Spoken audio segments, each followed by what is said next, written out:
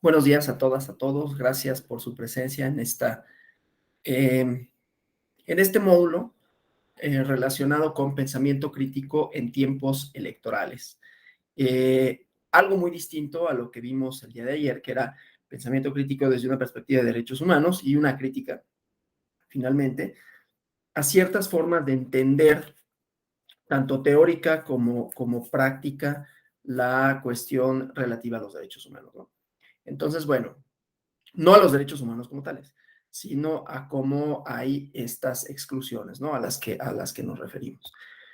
Bueno, voy a compartir una presentación para guiar la clase del día de hoy. Hoy sí con una presentación. Vamos a comenzar con esta parte, ¿no?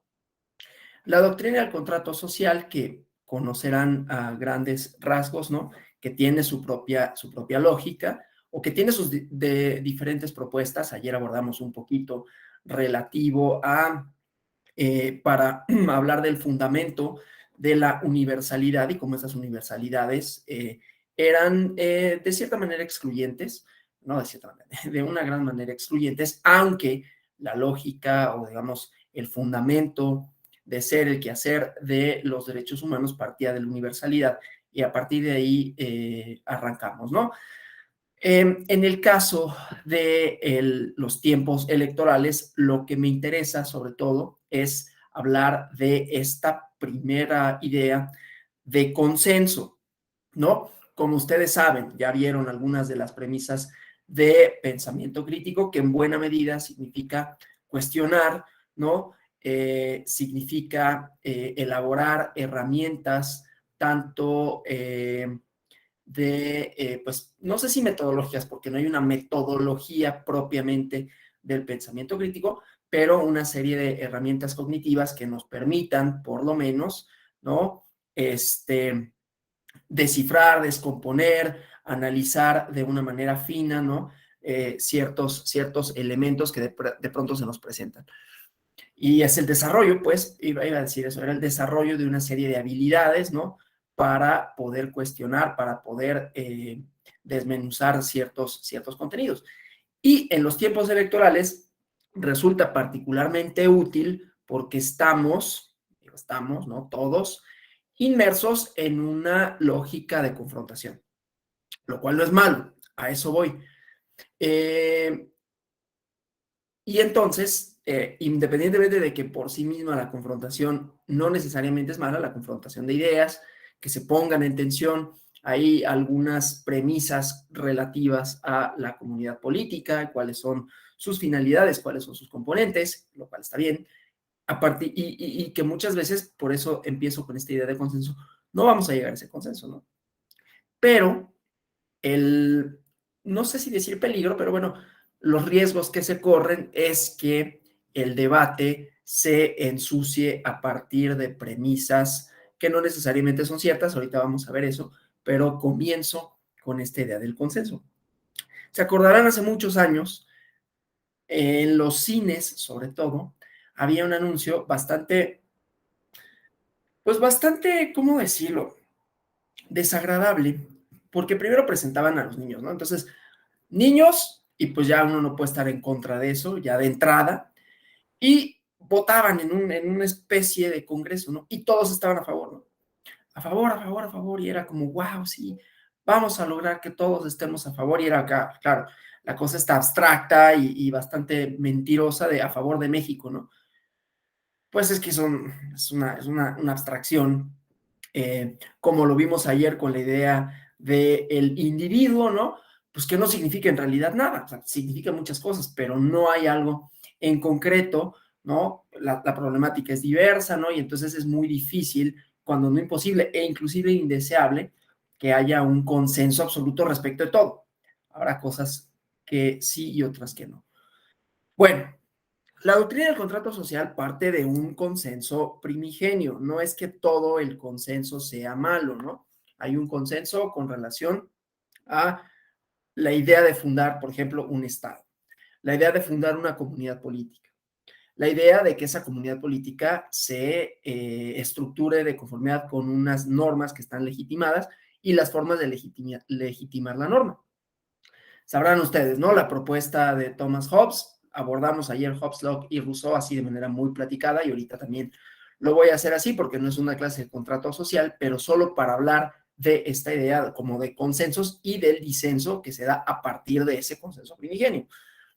En el contrato social de Hobbes no encontramos esta idea de conflicto posterior a la formación de un Estado, porque Hobbes no estaba pensando en un Estado democrático, estaba pensando en un Estado más bien de corte más cercano a una monarquía constitucional o una monarquía absoluta, porque sí pensaba que el soberano, que se constituía por el acuerdo de todas los miembros del cuerpo político, le daba forma al Estado y que el Estado, y era no el Estado como abstracción, sino en una persona se depositaba la posibilidad de, bueno, la facultad de asegurar la, valga la redundancia, seguridad de todas y de todos, pero además la posibilidad de que al asegurarse de que no se rompiera el motivo del contrato social, que era la paz entre los individuos para que no pudieran dedicarse a sus propias actividades, pudiera disponer de la vida, ¿no? Y con ello también tenía la facultad de juzgar lo justo y lo injusto, etcétera.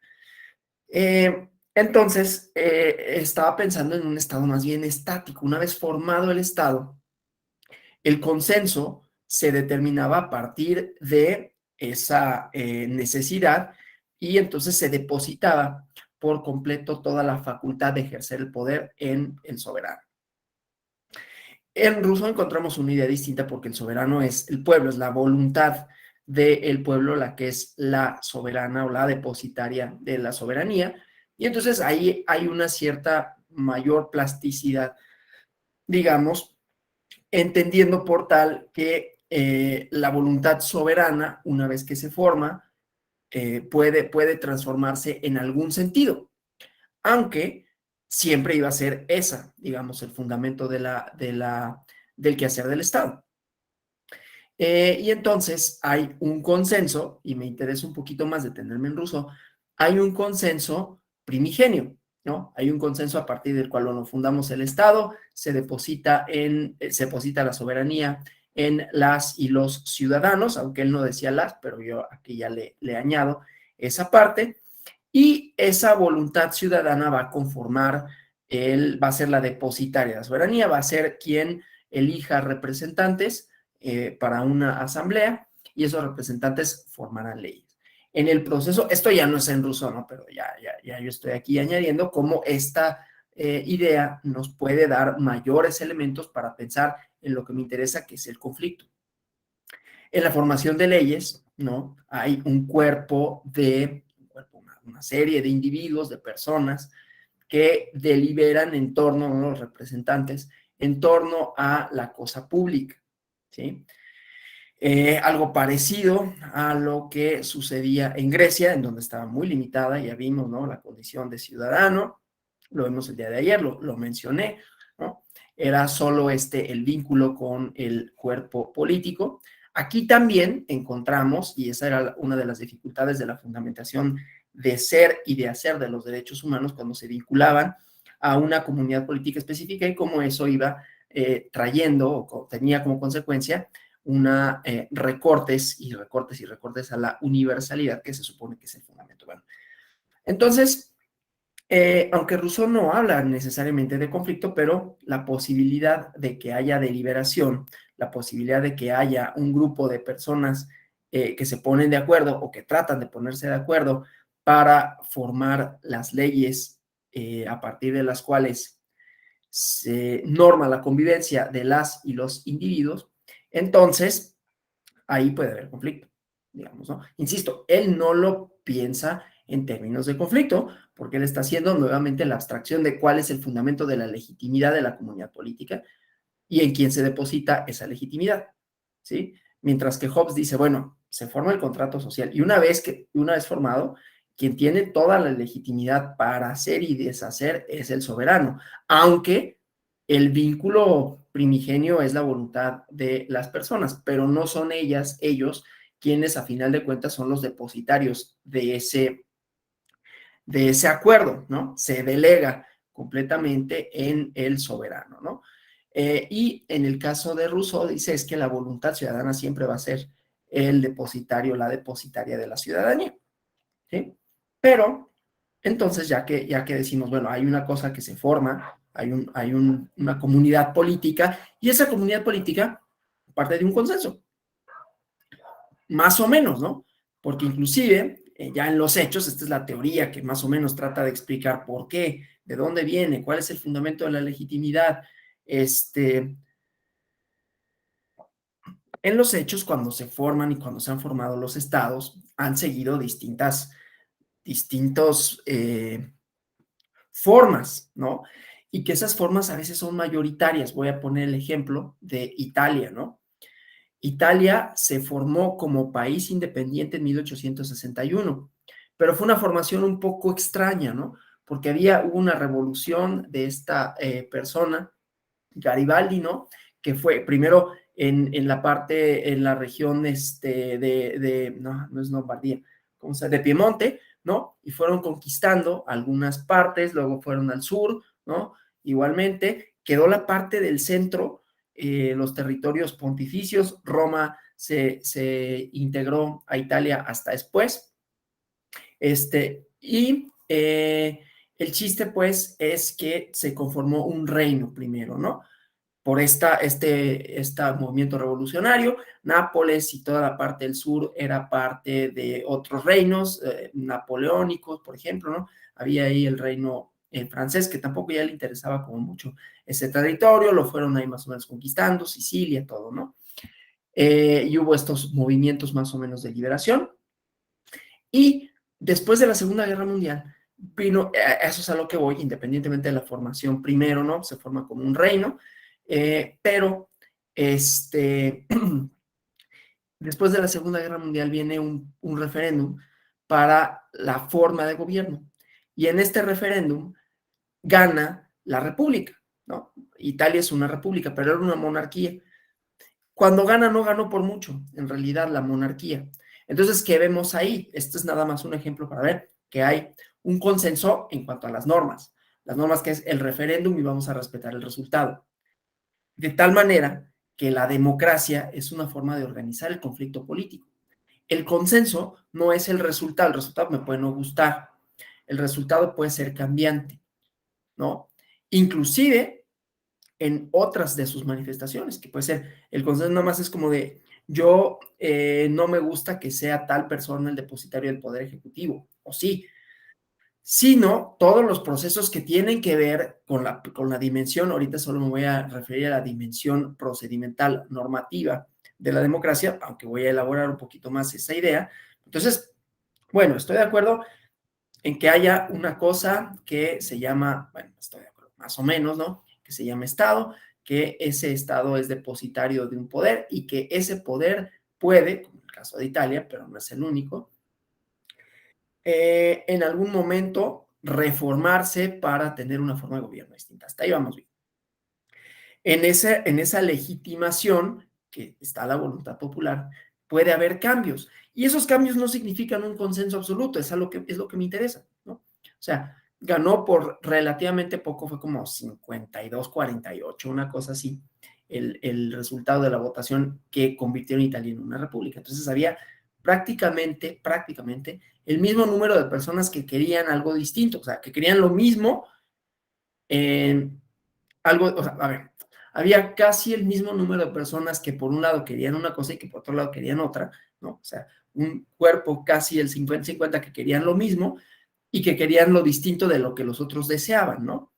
Entonces, ahí, aunque hay un consenso con relación al resultado, no hay un consenso con relación a la forma de gobierno. Bueno, eso sucede ya extrapolándolo cuando en la parte normativa se disponen normas que rigen la convivencia.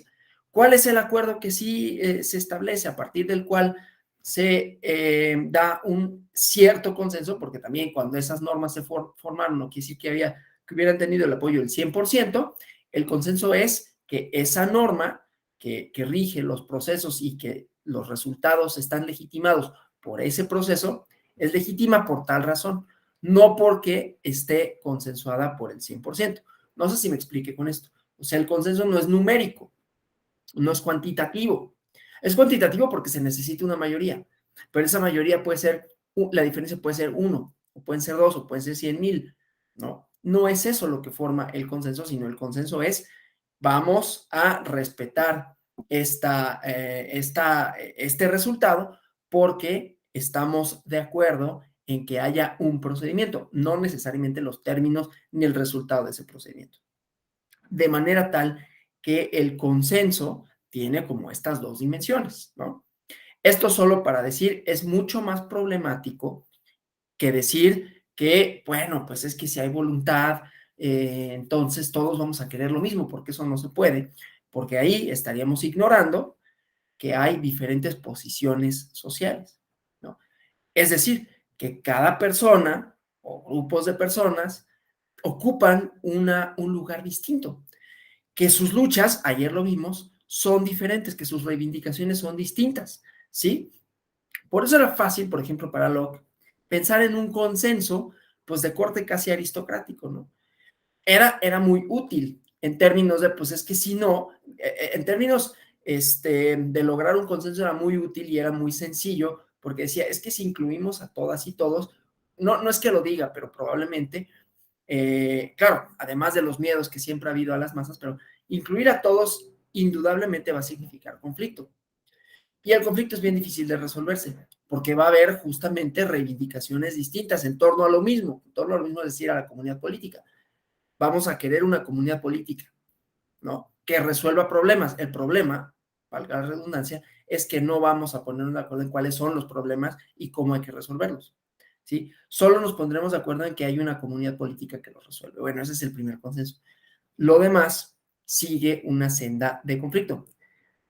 También, si Locke hubiera sido, por ejemplo, un poquito más acucioso, hubiera leído a Maquiavelo, no estoy diciendo que no lo hubiera leído, pero a lo mejor probablemente sí lo conocía y todo, pero hubiera retomado del discurso de la primera década, de los discursos de la primera década de Tito Livio, la idea de la República Romana, estaba consciente de que había disputa, que la disputa social, y eso es lo que me interesa, que la disputa social, que el conflicto social, es inherente a cualquier comunidad política, ¿no? No nada más es la utilidad racional, Hobbes, ¿no? Nos conviene formar un Estado para que no vengan otros y nos conquisten, para asegurar nuestra propia estabilidad social, ¿no? Que no tengamos que estarnos peleando por las cosas y tener en ese sentido inseguridad, sino que mejor formamos por esa razón un cuerpo político a la que le depositamos todo el poder, ¿no? Sino que una vez depositado ese poder, nos tenemos que seguir poniendo de acuerdo en los términos en los que queremos conformar a la comunidad política, que son siempre cambiantes, ¿no? No son estáticas como lo hubiera pensado Hobbes, Rousseau y Locke, ¿no? En ese sentido, se forma y ya. Y se delibera, claro, si deliberaran unos cuantos en relación a lo mismo, pues siempre va a ser más o menos, más o menos estática. Pero ¿cuál es el problema de la democracia? Que las democracias, y digo problema en el mejor de los sentidos, que las democracias se fundan, entre otras cosas, en varios principios, ¿no? Hay dentro de la doctrina de las ciudadanías, ¿no?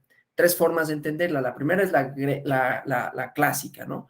Los griegos y los romanos, que más o menos pensaban la ciudadanía como este vínculo con el Estado y que pues suponía una serie de derechos ciudadanos, que independientemente de los recortes que hubiera la condición de ciudadanía, suponía pues que la ciudadanía podía ejercer una serie de derechos políticos en torno a las normas de convivencia, digámoslo así, de manera muy, muy sencilla, ¿no? Es un poquito más difícil que eso, está en el discurso de la primera década de Tito Livio, de Maquiavelo, sobre todo la parte institucional, porque a Maquiavelo le interesaba que hubiera instituciones que canalizaran, en todo caso, el conflicto, y las vio en Roma, ¿no? O sea, vio cómo la República, no el Imperio, la República Romana tenía justamente estas formas de reconocer, por un lado, eso es a donde quiero llegar, que había conflicto, pero por otro lado, instituciones que lograban canalizar, ¿no? Y que lograban limitar el poder de unos y de otros, ¿no? El poder de la oligarquía, en realidad, Maquiavelo era un poco, o un tanto, o un mucho antioligárquico, ¿no? Pero bueno, el chiste, pues, es que conformada la comunidad política, se admite que hay conflicto. Y decía, la ciudadanía griega y romana, clásica, tenía esta idea de ejercicio de derechos. Luego viene una tradición liberal que está del otro lado y que se trata de limitar el poder del Estado, ¿no? Tanto Locke como John Stuart Mill, ¿no? El Estado debe de asegurar un mínimo de derechos, derechos de propiedad, libertades políticas, y en las libertades políticas es no puede intervenir más allá, ¿no? Y a partir de ahí empezamos a entender la libertad de asociación, la libertad de expresión, que no está mal, desde luego, ¿no? Porque justamente es qué tanto el Estado puede o no normar la vida entre las personas, ¿no? Y qué tanto las personas tienen una libertad para establecer relaciones sociales, para establecer relaciones, inclusive relaciones políticas, ¿no? Pero, ¿qué sucede? Que la democracia es, por un lado, más que procedimientos, ¿no? De pronto nos hemos acostumbrado a pensar que la democracia son las reglas del juego, Anthony Dams, ¿no? Eh, es simple y sencillamente un sistema normativo que nos permite elegir autoridades, que esas autoridades son legítimas en tanto que hay procedimientos para su elección, que se respeta la voluntad popular y se deposita en ellos o la representación y el ejercicio del gobierno. Y ya de repente, bajo esa misma definición, empiezan a decir, bueno, la participación ciudadana, ¿no? Otros mecanismos de participación que tienen sus propios porqués, que no los vamos a abordar aquí, o a lo mejor sí, cuando hablemos de la crisis de la democracia. Entonces, pues esa definición como un poco mínima, ¿no? Nos aseguramos de que los cargos que se ejercen, que el poder que se ejerce sea legítimo porque es respetuoso a la voluntad popular y establecemos normas, procedimientos, autoridades para garantizar que eso pase. No está mal, ¿no? Pero eso ahí nos agota la democracia, ¿no? Es una dimensión, la dimensión institucional, la dimensión normativa. Hay una dimensión más interesante, que es la dimensión del conflicto, ¿no? Porque la democracia, la ciudadanía democrática, la tradición de la ciudadanía democrática, se funda en dos cosas, ¿no? Primero, la pluralidad. Ayer hablé, creo, de pluralidad en el sentido amplio, ¿no? No nada más en términos de John Stuart Mill, que no es que yo tenga algo en contra de lo, bueno, sí tengo muchas cosas en contra del liberalismo político inglés y norteamericano, por todo lo que ya vimos ayer. No, no por eso digo, no, no lean a John Stuart Mill, no, pues hay que leerlo, pero bajo esta tamiz de la crítica, no son solo libertades de pensamiento, ¿no? De, yo puedo tener las ideas que yo quiera y no puedo ser perseguido por ellas. Tiene sus límites esa parte, ¿no? Porque, pues sí, siempre y cuando no rompan los fundamentos de convivencia, ¿no? Porque entonces las ideas que quiera y entonces es un tema, ¿no? Sería o es, yo creo que no es, legítimo que hubiera configuraciones políticas, movimientos políticos que reivindicaran la exclusión, la xenofobia, la homofobia, ¿no? Y bueno, pues es parte de la libertad de expresión. Los liberales más liberales dicen, pues sí, y hay que derrotarlos con argumentos, ¿no? Son medio ingenios de repente para eso. Ingenuos, perdón. Yo digo que no, ¿no? Hay ciertos discursos que si no se insertan en no digo las normas, en los valores democráticos, otra esfera, entonces no pueden deliberar. Pero entonces, decía, la parte del conflicto no solo admite la pluralidad de ideas, siempre y cuando se constriñan a los valores fundantes de la democracia, sino que admite el conflicto, admite la pluralidad, y decía, no solo en cuanto a libertad de expresión, a de cada quien puede pensar lo que quiera, sino las formas, y lo dije ayer, en cómo se presenta la persona, las formas en cómo se significan todas y todos los que componen el cuerpo social. De manera tal que la pluralidad es mucho más difícil, no solo de congeniar, porque claro, con la pluralidad van a venir demandas distintas, ¿no? Pero además, y ese es el segundo componente de la ciudadanía democrática, al mismo tiempo que admite la pluralidad, ¿no? Admite que esa pluralidad es legítima, ¿no? O sea, admite el conflicto y admite la legitimidad del conflicto, ¿sí? Y entonces ponerse de acuerdo es muy complicado, eso es a lo que quiero llegar. Ponerse de acuerdo es muy complicado por la posición que cada persona ocupa. Ayer hablamos de algunas minorías que habían y que han sido y que siguen siendo excluidas, ya no digamos solo de los derechos políticos, de los derechos de segunda generación, de los derechos sociales, y cómo hay distintas pugnas con relación a esto y cómo esto va aumentando. ¿A quiénes son sujetas y sujetos de esos derechos? Que ni siquiera termina con las personas y con las diferentes manifestaciones que las personas podamos tener, ¿sí? Entonces, tenemos que lograr un consenso, pero ese consenso no está fundado únicamente en argumentos lógicos racionales. Ese es un problema, ¿no? Porque la lógica, la racionalidad, aún entendida como esta capacidad, o sea, la fuimos ayer trabajando, ¿no? Desde diferentes ángulos, como una capacidad inherente a las personas para tomar decisiones, para formular juicios, ¿no? Pero esos juicios están mediados por las posiciones que cada uno ocupa. Por eso la reivindicación, por ejemplo, vimos ayer de los obreros, de las mujeres, de los afrodescendientes, de la comunidad LGBTI más, tienen posiciones, reivindicaciones distintas. Todas son legítimas, pero además son legítimas, pero al mismo tiempo pueden ser contrarias entre sí. Y lo admite la parte democrática.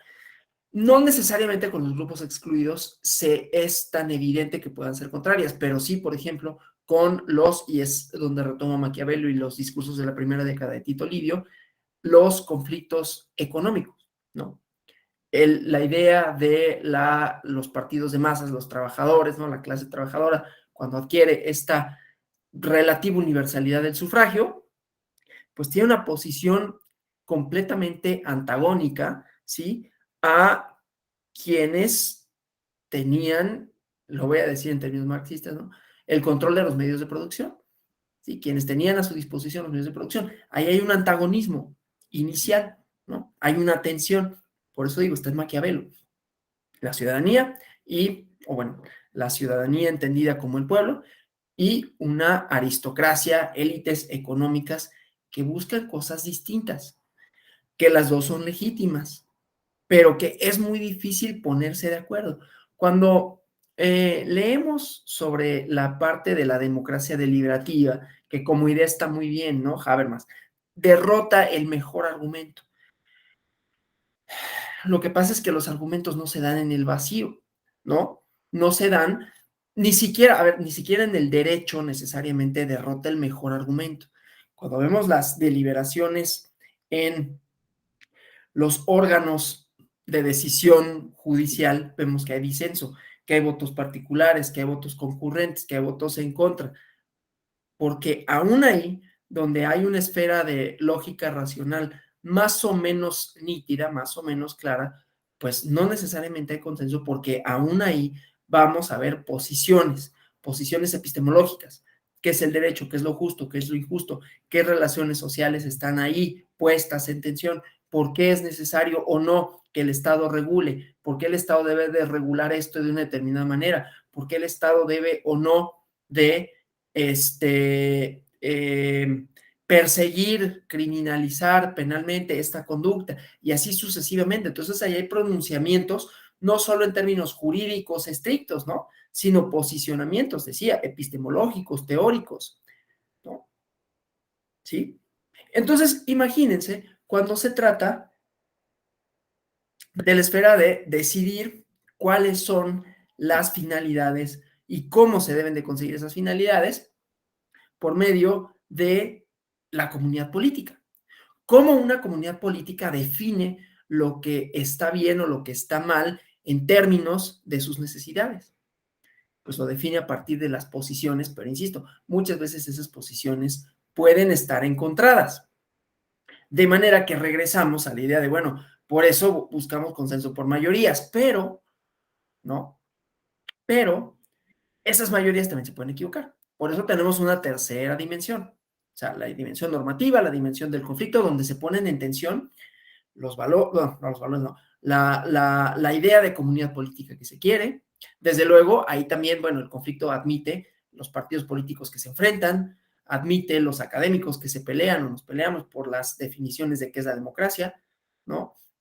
admite la idea de, ya dije, los procesos electorales, admite la idea de la deliberación pública, admite todo lo que ustedes piensen, en donde hay un debate, no necesariamente siempre lógico, racional en los términos más abstractos, pero un debate sobre qué es lo justo, qué es lo injusto, por qué se debe de hacer o no se debe de hacer, todo lo que tenga que ver con la comunidad política está en la esfera del conflicto. Pero las mayorías, aún en esta idea de que hay un consenso con relación a cómo se van a formar las leyes, en la legislación, en la formación de legislación, vemos nuevamente, ¿no? En el debate parlamentario, ahí se ponen en tensión, ahí vemos también conflicto, aunque esté normado y digan, los periodos de sesiones son así, las comisiones son tales, pero la representación es un reflejo más o menos, ¿no? De la voluntad popular que también dirime esa esfera conflictual con base en normas. Las esferas no son separadas la una de la otra. Y entonces decía, el resultado de ese conflicto que se dirime en las distintas esferas puede ser contrario a los valores democráticos y ahí es donde vienen los poderes judiciales. Es decir, esta norma, por mayoritaria que sea, por consensuada que esté, por legitimada que esté por el hecho de seguir los procedimientos democráticos y emanar de la soberanía, pues es contraria a la democracia, que es finalmente lo que dicen, es contraria a la Constitución. Pues sí, es una Constitución democrática que norma una serie de relaciones sociales. Entonces, visto desde un punto de vista político, es eso, una evaluación, una comparación que se hace de cuáles son los valores democráticos contenidos en la Constitución y cómo este resultado, ¿no? Los cumple o no. Y entonces se dirime esa controversia, pero con base en una definición, perdón, de una esfera axiológica, ¿sí? Nunca está claro cuáles son. Ayer vimos esa idea, ¿no? Esa idea de la universalidad, pero lo que vimos es luchas, es una dialéctica que se convierten en normas que son o no legitimadas por los poderes judiciales en un campo de disputa, que también los poderes judiciales son un campo de disputa. También ahí hay conflicto, ¿no? El derecho es una esfera de conflicto. Lo que pasa es que es un acuerdo en donde, pues más o menos se respeta el resultado, pero por eso hay cadenas impugnativas y hay segundas instancias, revisoras, ¿no? Un poder constituyente, etcétera, ¿sí? Eso solo para decir, el consenso democrático, uno, es imposible en términos absolutos, porque la propia democracia admite el conflicto, es un componente esencial, para eso son las distintas instituciones que lo componen, ¿sí? Y entonces, consensuar algo no nada más es un convencimiento lógico racional, tiene un componente de posición social. Hasta ahí, bueno, ok, pues está bien, pero nos vamos a encontrar después con otro momento. La disputa político-electoral, si no toda es lógica racional, entonces también estamos admitiendo que va a haber afirmaciones, uno, que no pasen en un examen de lógica racional, porque la lógica de la política en buena medida es la lógica del convencimiento, ¿sí? Aquí lo único que tenemos que tener en cuenta, y por eso pensamiento crítico en términos electorales, es que cuando pasen por el tamiz de la crítica, no sea nada más a partir de la idea de la racionalidad, de la lógica argumentativa, pero sí tendremos, o sea, eso es lo complejo del ejercicio, ¿no? Y por eso digo, son herramientas para hacer análisis, para hacer evaluaciones, ¿no? Porque en los tiempos electorales todo este conflicto se va a poner en evidencia. Pero como no solo son argumentos lógicos racionales, como nos movemos en una esfera de la verosimilitud, lo que parece ser cierto, ¿no?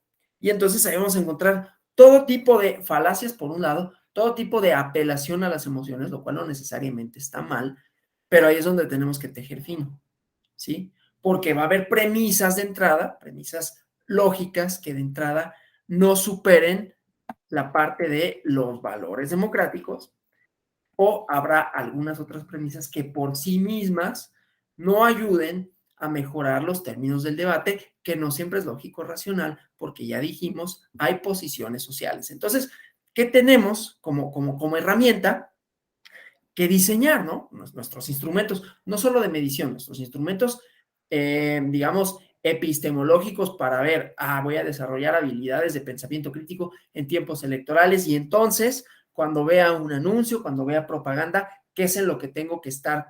¿Qué es de lo que tengo que estar más o menos consciente? Si ya dijimos que admitimos que el conflicto es inherente a la democracia y que el conflicto tiene distintas manifestaciones y que ahí se hacen evidentes posiciones. Pues esa es la primera cosa, la posición de cada uno de los actores, en donde ninguna es más legítima que la otra, porque uno puede ganarle el corazón y decir, no, pues es que es más legítimo los trabajadores porque son la minoría, bueno, la mayoría cuantitativa, pero la minoría en términos económicos, y entonces está bien si lo consideramos así, pero eso no deslegitima otro tipo de posiciones, ¿no? Es difícil, desde luego, ¿no? Porque si uno toma una posición, desde luego está pensando que la otra o tiene menos legitimidad en cuanto a los resultados que busca, o definitivamente no es legítima, pero habrá que buscar en los porqués. Y en los porqués vamos a encontrar posiciones que se hacen evidentes, pero también, y ahí es donde tenemos que tener cuidado, falacias que se pueden también, bueno, falacias argumentativas, aquí tenemos algunas, pero el peligro de la información falsa, de las noticias falsas y con ello del engaño. Aunque la lógica política apela al convencimiento, que el convencimiento no necesariamente es lógico en los términos más estrictos, ¿no? De mis premisas y mis resultados, pero, insisto, vamos a encontrar este tipo de afirmaciones. Entonces, aquí yo les pido que ustedes me ayuden. ¿Cuál es el problema con estas afirmaciones? Todas las votantes del partido X son irracionales. Pues irracionales, nunca me van a encontrar esto. No van a encontrar que digan irracionales. Porque, pues, a lo mejor, si yo digo eso, pues, ¿qué significa que es irracional, no? Y habrá quien diga, pues sí, yo voto con emociones, yo voto con esperanza, yo voto con enojo, ¿no? El famoso voto de castigo. Pero si yo digo, y esto pasaba, ¿no? Esto pasaba. Voy a sacar el ejemplo de México. Vamos a Estados Unidos. De pronto la explicación más chafa, y es que el problema es que no es una explicación, ¿no? Uno puede estar en contra totalmente y yo estoy en contra totalmente de la candidatura y de la presidencia de el que era el presidente de Estados Unidos hasta 2020, ¿no? Y de su discurso, y me parece que es altamente antidemocrático. Y que mostró todas las falencias de pensar que las democracias son las reglas del juego, porque permiten, entre otras, ese tipo de cosas, y que el liberalismo, de pronto llevado a su extremo, permite ese tipo de presidencias que no son democráticas. Pero bueno, ese es otro problema. El chiste es que la explicación para decir, oiga, ¿pero por qué? ¿Por qué? O sea, aún en 2020, en la no reelección, pero tuvo algo así como 70 millones de votos. Pues es que son tontos, ¿no? Pues es que están enojados. ¿Todos? ¿Todas? O sea, esa es la explicación global, ¿sí? El voto por ese señor era nada más todo el conglomerado, todos los 70 millones se explican por una sola cosa. O las falsas disyuntivas, ¿no? Si no es este, y no hay de otra, ¿no? Esto solo es cierto en candidatura, en países en donde hay dos posibilidades, ¿no? En Estados Unidos, pues sí, solo era B o T, ¿no? No había otra opción. Pero en sistemas con una mayor pluralidad, de pronto, como hacer ese juego de, pues es que si no es este otro, pues ahí hay como disyuntivas eh, falsas, digamos, ¿no? O la siguiente, esta me encanta, ¿no? El verdadero problema de la democracia. ¿Cómo puedes determinar cuál es el verdadero problema? Los otros problemas no son problemas, son falsos, ¿no? ¿Cómo puedes discernir? Y claro, tienen que ser los partidos políticos. Estas son afirmaciones, ¿no? Que tomé, les maticé un poquito porque no decían irracional, decían otra cosa, ¿no? El voto por tal candidata no decía irracional, decía otra cosa. Y esto está fraseado diferente, ¿no? Pero todos están tomados de medios de comunicación, de periódicos. Son afirmaciones que en democracias escuchamos todo el tiempo. En las conversaciones, en las editoriales de los periódicos, en las mesas de opinión, en Twitter, bueno, en la academia, ¿no? Entonces, ¿cuál es el problema con la primera premisa? ¿Quién me ayuda? Digo, yo ya adelanté algunas cosas, pero ¿quién me ayuda para pensar que decir que todas las votantes de un partido son... Sí, Normelena Flores, por favor. Muchas gracias, doctor Moya. De entrada aquí veo dos aristas importantes a analizar problemáticas, ¿no?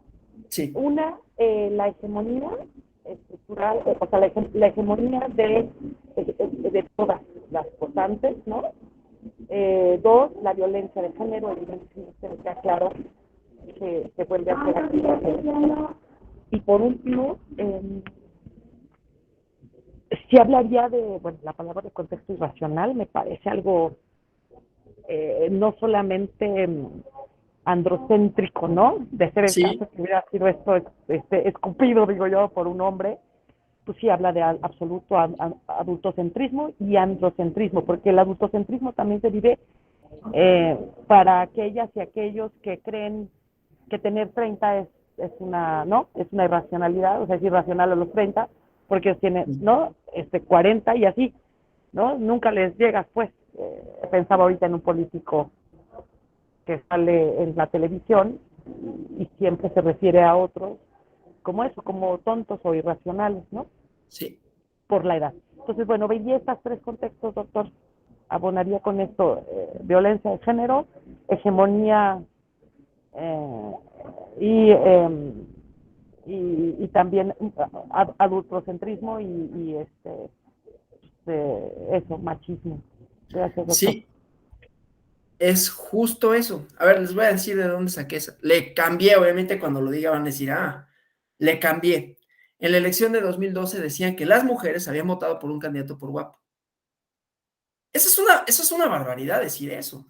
O sea, ¿quién podrá tener sus motivos para votar por una persona y uno de ellos podrá ser que físicamente pueda ser más carismático? El carisma es un elemento. Pero de pronto, y por eso dije, bueno, todas las votantes del partido X son irracionales, pero era eso, era apelar a un elemento bastante superficial, pero atribuyéndoselo solo a las mujeres, ¿no? Entonces, no solo eso es una falacia, no solo efectivamente eso es violencia de género, ¿no? Sino que es pensar que, claro, como se trata de mujeres, solo pueden, o sea, su capacidad solo da para eso, ¿no? Ustedes no me dejarán mentir, esto estuvo en todos lados. O sea, inclusive se explicaba el voto y decían, claro, es que ganó porque estaba guapo. Por supuesto que no. Quizás tuvo algún efecto. Yo no digo que no pueda tener algún efecto y que pueda resultar agradable, inclusive una persona, por esa situación. Pero apelar a eso es un peligro, digamos, para los términos de nuestra discusión pública, porque entonces, ¿en dónde dejamos, no, a la voluntad, en dónde dejamos a la formación, en dónde dejamos a los argumentos que sí pueden tener esas personas que pueden decir, bueno, pues sí, pues está guapo, pero en realidad eso es lo de menos, ¿no? A lo mejor sí en la arenga política, pues hay eslogans, ¿no? Que decían, no sé qué, te quiero no sé dónde, pero eso no quiere decir que esa sea la única apelación, el único motivo por el que una persona decida, ¿no? Y entonces ahí le estamos restando credibilidad a esa decisión. No estoy defendiendo la candidatura de nadie, ni la presidencia de nadie. Estoy defendiendo, en todo caso, a los motivos que son variados de cada persona para tomar una decisión, que no puede no gustarnos, ¿no? Yo no voté por ese candidato, pues. No obstante, desde entonces peleaba con decir, oye, pero ¿por qué? Y claro, tiene que ser solo las mujeres, las únicas, que votan por esa razón, ¿no? Entonces, bueno, eso. Antonio Ortiz, por favor. Gracias, doctor.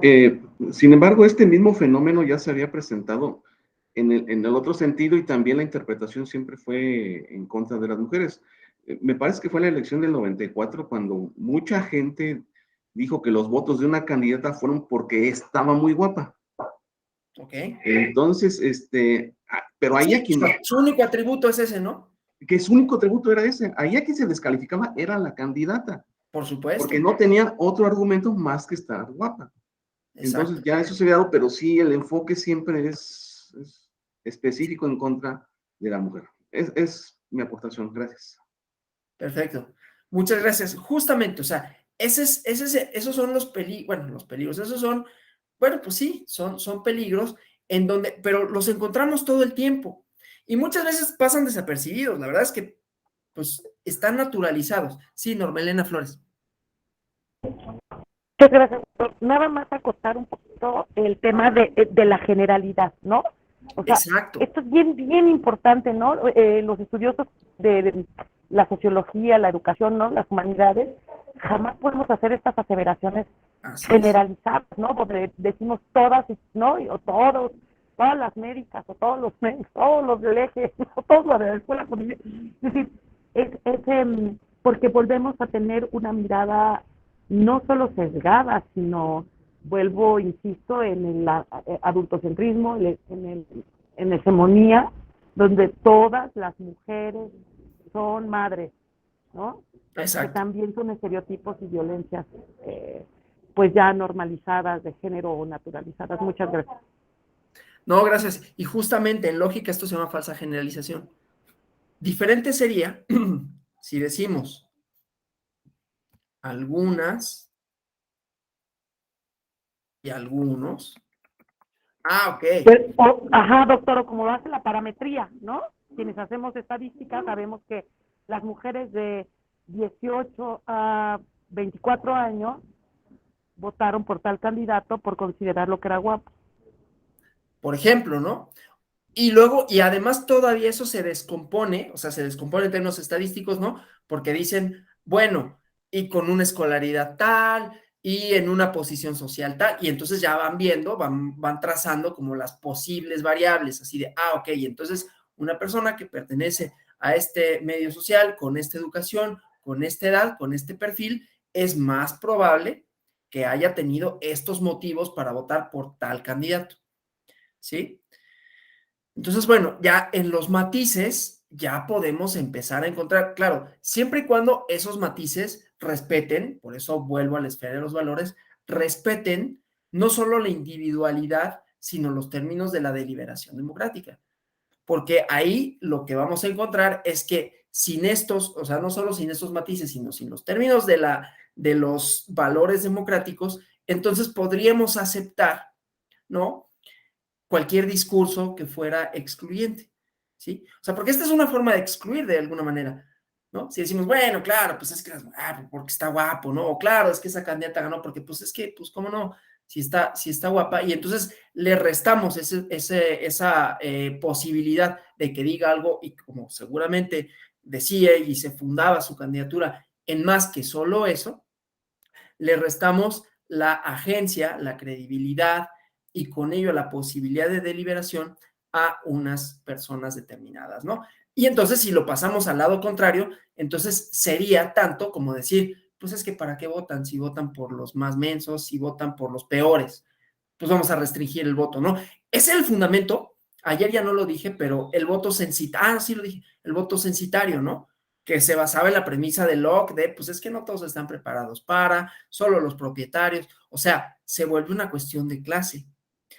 No me lo van a creer, pero yo he escuchado aún en Twitter personas que pues tienen supuestamente grados académicos altos y que dicen justo eso. No todo el mundo está preparado para ejercer el derecho al voto porque no tienen las herramientas, no lo dicen así de sofisticadamente, ¿no? Las herramientas cognitivas para tomar esa decisión, ¿no? Entonces, ahí tenemos un problema de deliberación, tenemos un problema de exclusión y las exclusiones, ya lo vimos, son pues lo más antidemocrático que existe, ¿no? Entonces, si tenemos una democracia, tenemos que aceptar que hay distintas posiciones, que esas posiciones van a revelar distintos motivos también, ¿no? Por eso la compañera Norma Elena Flores decía, pues en la estadística se hace como esta, no se le llama descomponer, desagregar, se desagregan estos datos de esta forma, ¿no? Para tratar de más o menos explicar o tratar de entender por qué, por sectores escolarizados, por edad, lo cual nada más es una información, ni siquiera es una descalificación de, claro, es que como son pobres, entonces hicieron esto, porque caemos en lo mismo, ¿no? Cuando les atribuimos únicamente una racionalidad derivado de su condición social, les estamos restando agencia. Claro, es automático, ¿no? Si son pobres, es como si son pobres, se dejan engañar y se dejan comprar por una torta. Pues eso no es cierto, ¿no? Además de que en todo caso, eso revelaría otros problemas, porque si se dejan comprar por una torta, híjole, pues es que tienen mucha hambre. Yo no sé qué haría si no tengo nada para comer y de pronto me dan una torta y me dicen, pero tienes que hacer esta cosa, porque no conozco esa sensación. Entonces, bueno, a lo que voy es que vamos a encontrar en la deliberación todo este tipo de atribuciones, eso es lo que me interesa, atribuciones de motivos, ¿no? En donde tampoco nos consta, efectivamente, que sea así, pero atribuciones de racionalidad, sobre todo para la descalificación, ¿sí? El famoso, a mí me llama la atención, el famoso voto de castigo, ¿no? Es como, estaban enojados y entonces votaron de manera irreflexiva. ¿Qué significa votar de manera reflexiva o irreflexiva? Como si hubiera un parámetro. ¿Quiénes dicen eso? Pues quienes perdieron. Pues ni modo, los que ganaron no van a decir que fue irreflexivo, van a decir, no, hombre, pues votaron súper reflexivamente porque, y ahí volvemos a encontrar las mismas disyuntivas, ¿no? Fueron súper reflexivos, inclusive diciendo, sí, pues fue un voto de castigo porque estaban hartos, porque ya la ciudadanía, esto lo vimos en 2018, ¿no? Ya la ciudadanía estaba harta y entonces, claro, utilizó su reflexión y los otros, no, hombre, ¿cuál? Lo que pasa es que les quedamos a deber y entonces se fueron con la peor opción porque les vendió algo que no era. Y ahí tenemos, o sea, son los mismos términos de la discusión. No es que sea insano, ¿eh? Lo que pasa es que en las explicaciones vamos a encontrar muchos reduccionismos. Vamos a encontrar muchas justificaciones que son, bueno, pues sí, tú estás diciendo eso, tú estás apelando a que, claro, si yo lo hubiera hecho un poco mejor, si no hubiera habido tantos corruptos, no hubieran votado por la otra persona, pero fue un voto total y completamente irracional, y los otros dirán lo contrario. Entonces eso revela dos cosas, que hay un conflicto, que hay tensiones, que hay posiciones, pero que hay motivos variados y que uno no puede, porque leyó, porque tiene información, porque desacreditar esos motivos desde su posición, porque lo que tenemos que tener conscientes es, bueno, cuál es la posición que yo tengo, cuál es la posición que tiene el otro, y entonces eso nos dará ciertos términos para entender el conflicto, que eso es lo más interesante, ¿no? Entender los términos del conflicto, menos que juzgar y decir, siempre lo más fácil va a ser atribuir una racionalidad que apele, que dará cuenta de nuestros prejuicios, pero que apele a que el otro pues es un menso, ¿no? Cosa que no es cierto, ¿no? Independientemente de que nos guste, a mí no me gustaba que votaran por Trump, pero decir que todo era, ay, es que qué tontos, ¿no? Y la palabra es otra, pero qué tontos los que votaron por Trump. Bueno, pero ¿por qué lo hicieron? Hubo una apelación de él, de su equipo, de su campaña, a sentimientos que sí existen, que pueden ser nefastos. Y entonces ahí, ok, el problema está ahí. El problema está en que entender de una cierta forma la democracia sin entender la parte conflictiva nos puede llevar a eso, ¿no? Bueno, ahorita vemos esa parte de la idea del problema de la democracia, ¿no? Y lo mismo va para todos los demás, ¿sí? Las falsas disyuntivas, las soluciones fáciles, ¿no? De claro, el problema son los partidos políticos. ¿Y qué pasa cuando decimos el problema son los partidos políticos? O vienen partidos otros, o vienen las candidaturas independientes, ¿no? No es que esté mal que haya candidaturas independientes, es que no son la solución tampoco. O sea, si decimos, este es el verdadero problema, entonces quiere decir que lo opuesto es la solución. Si los partidos políticos son el verdadero problema, entonces la solución son las candidaturas independientes. ¿Son la solución? Claro que no.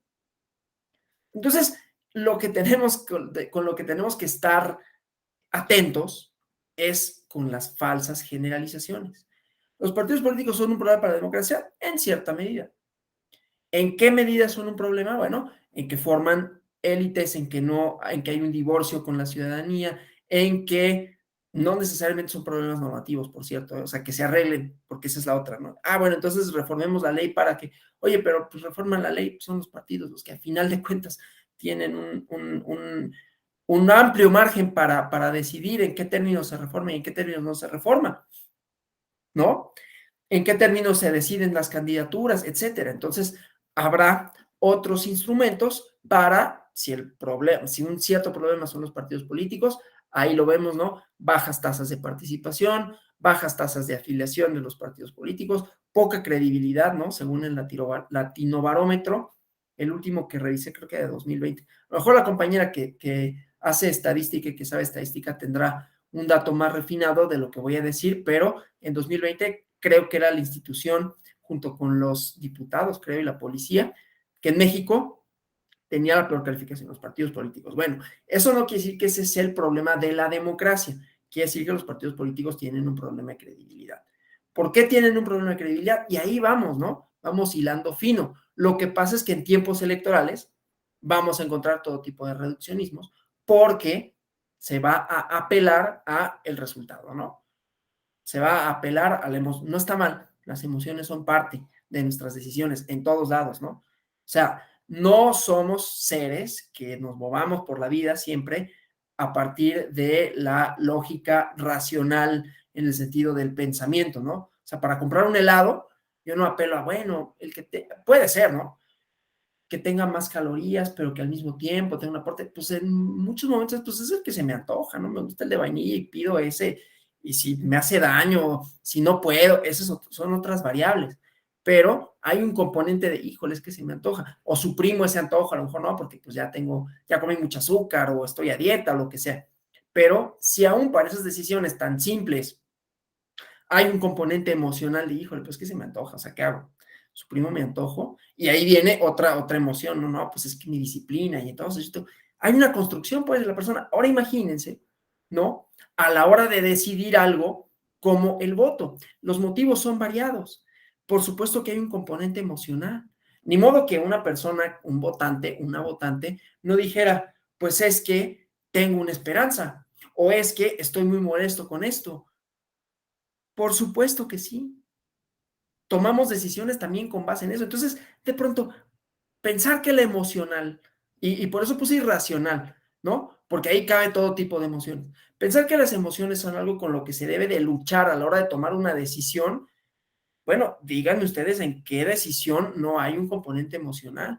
Aún cuando me dan un trabajo y yo postulo para ese empleo y presento mi currículum y me peino, si es que me foto, ¿no? Pero para la entrevista. Yo cuando me entrevisté para la Escuela Judicial Electoral, yo tenía el cabello largo, me lo corté porque no, pues no me van a contratar, ¿no? Me quité el arete, no sé. Y cuando te dan el resultado, pues te pones contento, tienes una esperanza, tienes una expectativa, vas y estás nervioso, nerviosa. O sea, las emociones son un componente fundamental de todas nuestras decisiones, de todas nuestras acciones.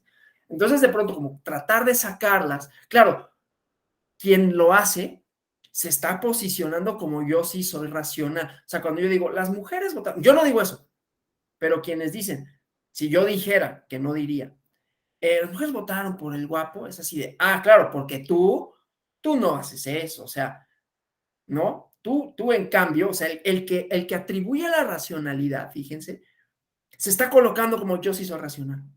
Esto es no es una crítica, ¿no? Pero es muy común en la ciencia política cuando se atribuyen motivos, cuando tratan de explicarlo por la racionalidad o falta de racionalidad. Voto de castigo. Oye, pero pues tú le preguntaste, o sea, puede haber una cierta probabilidad de que hay una evaluación, que esa evaluación sea negativa y entonces que pueda haber un enojo, que por supuesto que lo hay, ¿no? Que puede haber una esperanza, que por supuesto que la hay, pero eso no explica todo. Los fenómenos sociales y políticos son complejos, en el sentido de que son múltiples los factores que están todos al mismo tiempo y no le puedes atribuir a uno solo todo el peso. Habrá algunos, como la compañía que sabe estadística lo sabrá mejor, ¿no? Que tengan una mayor correlación, que correlación es explicación, es decir, que tengan una mayor probabilidad de que sea esa la causa principal, más no la única, ¿sí? Entonces decía, no tendríamos por qué pensar, desvincular a las emociones, ¿no? No tendríamos por qué, y no tendrían por qué quienes hacen las evaluaciones pensar que las emociones son algo que no está presente en nuestra vida cotidiana, ¿no? Y que es válido que esté. Y mucho menos colocar algunos, o colocarse como si yo puedo dictar que el otro es irracional, pues es que yo sí soy racional, ¿no? Es que mis motivos sí son legítimos. Es muy difícil pensar que hay motivos ilegítimos. Sí se puede. ¿Cuáles son motivos ilegítimos en una democracia? Pregunto yo. ¿Cuáles considerarían ustedes? A ver, Son dos preguntas. Una, ¿consideraría que hay motivos ilegítimos en una democracia? Y si sí, ¿cuáles serían? Si quieren contestar por el chat, les doy 2 minutos, ¿no? ¿Hay motivos ilegítimos en una democracia? Sí, ¿y cuáles y por qué? Voy a poner un ejemplo para ayudar. Ah, sí, Antonio, por favor. Pues yo creo que motivos ilegítimos los ha de haber, pero no son explícitos, pues. Yo puedo concursar para un puesto en el Poder Ejecutivo por avaricia, por necesidad económica,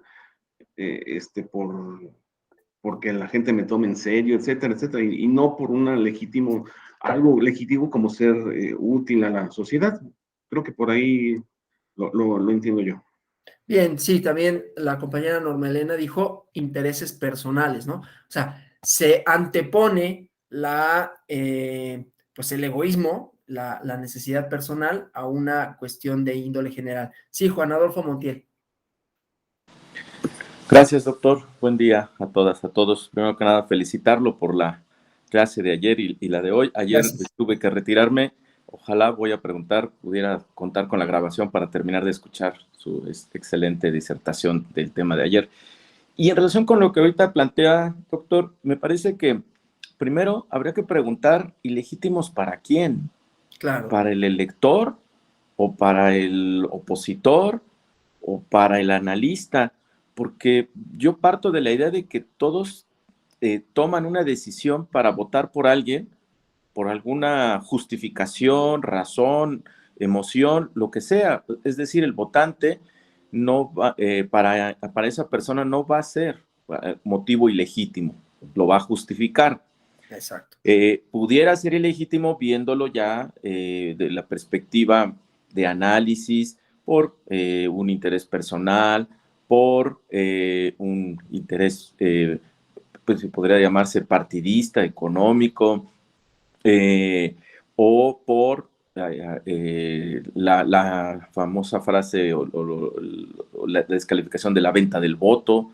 Es que la gente votó porque vendió su voto, entonces es motivo ilegítimo, aunque ahí, como bien mencionaba hace rato, habría que analizar si es cierto y por qué la gente decide también vender su voto o brindar su voto a cambio de alguna preventa, dádiva, lo que sea.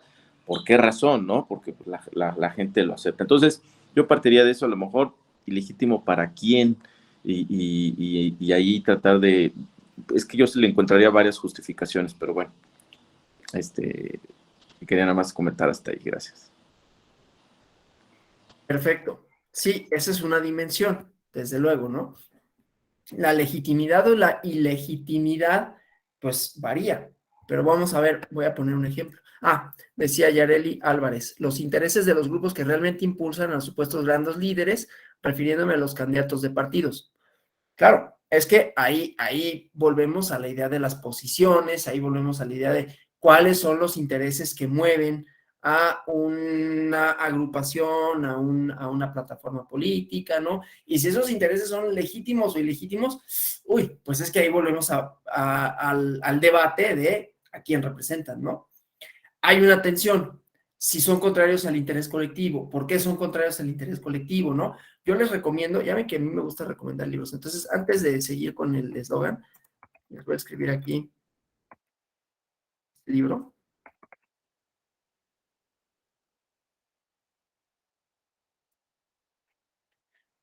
Este libro, sobre justamente cómo hay ciertos intereses, vamos a decirlo así, cierta forma de entender la democracia que ha sido perjudicial y que en buena medida explica la crisis de representación y la crisis de la propia democracia, ¿no? La poca credibilidad que existe.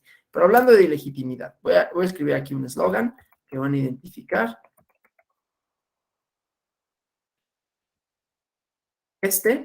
Y déjenme buscar una en YouTube, porque ahorita no encontré la presentación en donde lo tengo.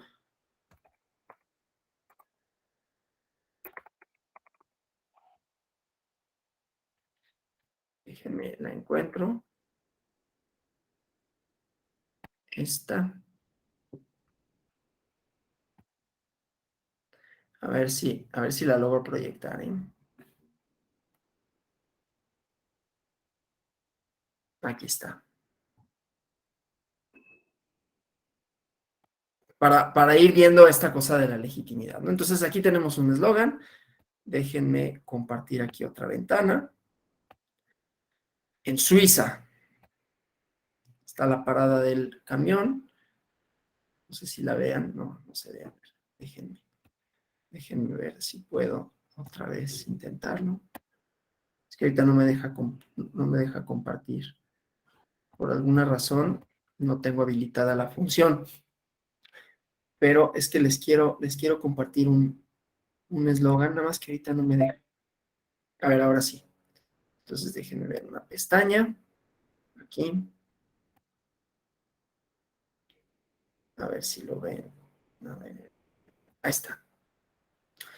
Digo, está la parada del camión, ¿no? Pero aquí están las ovejitas blancas que expulsan a la oveja negra de Suiza. Para más seguridad, ¿no? Dice. Nadie puede negar que son una democracia en Suiza, que tienen una democracia. Aquí hay una disputa, posiciones sociales, pero hay una exclusión que ayer vimos que en términos de los derechos, etcétera, etcétera, ¿no? Entonces, aquí ya, o sea, porque hasta donde hemos visto, pues la legitimidad no es algo que esté como predefinido en todos los casos, que depende de muchas cosas, pero de pronto encontramos esto que es creciente, ¿no? La Liga en Italia, la Liga del Norte en su momento, ¿no? Matteo Salvini, lo que pasó en Francia con Marine Le Pen, ¿no? Que estuvo a nada, se fue hasta la segunda vuelta y tuvo un 40% de los votos. El Make America Great Again, con todo lo que eso significa y lo que ha significado, ¿no? Con lo que significó no solo en términos de política pública, sino en términos de actos de violencia manifiesta en contra de connacionales, y no solo connacionales, pero también, ¿no? Estos discursos crecientes de xenofobia. Ahí están jugando más o menos con las reglas democráticas porque hay una propaganda, hay una serie de apelación a sentimientos que dijimos, bueno, pues los sentimientos no necesariamente son malos. Claro, ahí tenemos un problema de falsedad, ¿no? Como el problema son estos, ¿no? El problema son los migrantes. Para quienes hayan visto el capítulo de Los Simpson, ¿no? Un día pasa un problema en el pueblito, ¿no? Un oso baja y entonces hay una solicitud con el alcalde y le dicen, oye, no, pues es que los osos que son un problema y no sé cuánto, ¿no? Y entonces dice, bueno, voy a crear una patrulla antiosos, ¿no? Y entonces al siguiente mes le llega un cheque a Homero Simpson y dice, pero es un impuesto altísimo por los osos, no queremos impuestos. No, pues es que tenemos impuestos por los inmigrantes, ¿no? Y entonces se vuelve como el cajón desastre. De cualquier problema, pues los inmigrantes, y los sacamos para lo que sea, ¿no? Ahí, ya lo habíamos dicho ayer con la idea de la universalidad, volvemos al inicio. Ahí tenemos un problema. No obstante, hay una deliberación democrática. Yo no sé si esto sea muy democrático, en realidad, si las exclusiones, a mí me parece que no. Y ahí está donde, bueno, entonces, ¿cómo definimos los términos del conflicto? No puede ser lo que sea, ¿no? Por eso yo decía también, claro, está bien, señalaron intereses personales, intereses de los grupos, puede ser ilegítimo. ¿Cómo esto lo podemos compaginar? ¿Cómo lo podemos entender en términos democráticos esto o esto de Make America Great Again con lo que significaba, ¿no? No era nada más, bueno, vamos a regresar a nuestro pasado glorioso, que nunca existió, por cierto, sino en ese pasado glorioso, ¿qué es lo que no había? Pues tantos mexicanos, ¿no? Entonces vamos a echarlos y vamos a construir un muro y vamos a regresar a eso que fuimos, que era mayoritariamente blanco. Entonces ahí no solo hay una apelación a la emoción, no solo hay premisas falsas, hay una apelación a la exclusión. Y muchas de las democracias contemporáneas están viviendo esa lógica. ¿Cómo compaginamos eso con la democracia? Es que me parece que ahí sí no se puede. O sea, a mí me parece que esto, ya me dirán ustedes si están de acuerdo o no, pero yo creo que esto trastoca normas de convivencia democrática fundamental. Entonces volvemos a tener un problema, porque en tiempos electorales, aquí en México había otro tipo de apelaciones, ¿no? Que si le cortan la mano a una persona, que si cárcel perpetua para tales o cuales, que si pena de muerte. pero al final, ¿no? Son apelaciones a una violencia, ¿no? Son apelaciones a soluciones relativamente fáciles, ¿no? Entonces, ahí tenemos desafíos. Esto solo era con fines, didácticos, digamos, ¿no? De cómo vamos a encontrar ese tipo de desafíos, porque, insisto, en tiempos electorales esto es muy frecuente que encontremos en la propaganda política. En México tenemos un régimen muy restringido, para bien y para mal. Hay quienes dicen que más para mal que para bien, yo no estoy seguro de qué posición tengo, ¿no? Que limita una serie de cosas con relación a eso, ¿no? Y que permite los procedimientos sancionadores, etcétera, ¿no? Pero bueno, el chiste es que tenemos un desafío en tiempos electorales, sobre todo, ¿cómo mantenemos? No tengo una respuesta, pero es lo que las herramientas que tendríamos que más o menos ir afinando en un diplomado de pensamiento crítico, ¿cómo le hacemos para que haya libertades de expresión, que haya pluralidad política, que haya conflicto, que se admite el conflicto, pero que ese conflicto no se convierta en exclusiones? Es muy difícil, ¿no? O sea, no es un problema normativo. Bueno, pues ya los excluyes y ya. Pues sí, los excluyes y ahí van a estar. Y además van a reivindicar para sí, van a decir, claro, me excluyen porque, ¿no? Y entonces eso les puede dar fortaleza. Me excluyen porque, volvemos, los inmigrantes han tenido una influencia tal que ya ni siquiera nos permiten. Esto es maravilloso, porque es maravilloso y de miedo, ¿no? Esta idea ahora de que, digo, yo no estoy necesariamente a favor de toda la corrección política, pero de pronto cualquier cosa que antes era de discriminación en contra de cualquier grupo y que ahora es así de, oye, no puedes decir eso, me coartas mi libertad de expresión. No, te coarto tu libertad de andar insultando a la gente y pensar que eso es divertido.